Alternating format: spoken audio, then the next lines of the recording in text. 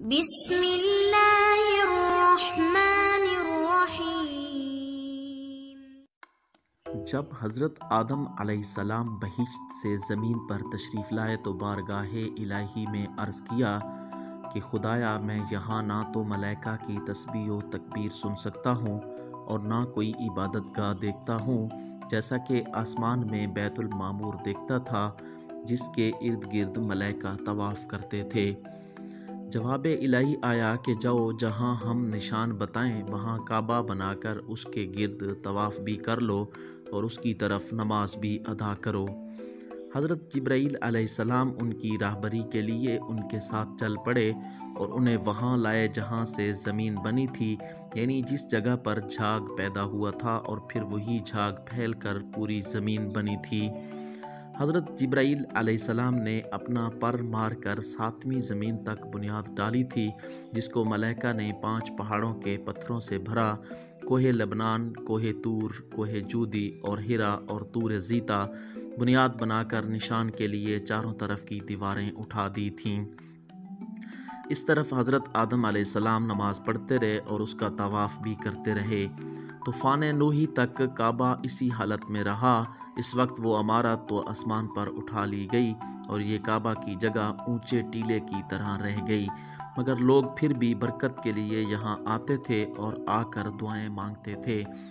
پھر ابراہیم علیہ السلام کے زمانے تک کعبہ اسی حالت میں رہا۔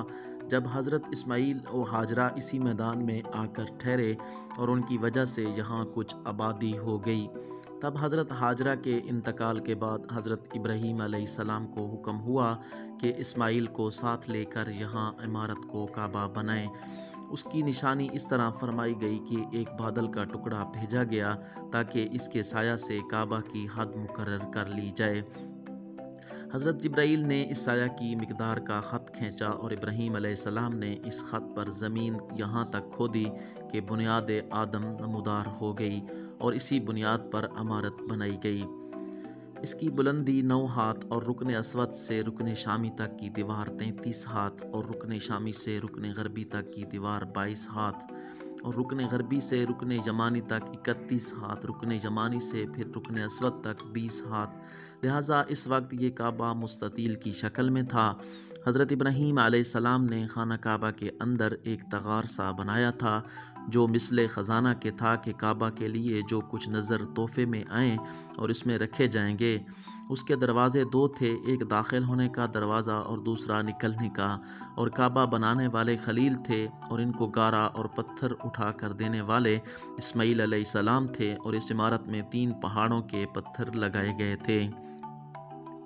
ابراہیم علیہ السلام سے پہلے کسی نے یہاں عمارت نہیں بنائی تھی، مگر آپ کے بعد کئی دفعہ اس کی تعمیر و مرمت ہوئی اور اس میں حالات کی وجہ سے کچھ تبدیلیاں بھی ہوئیں۔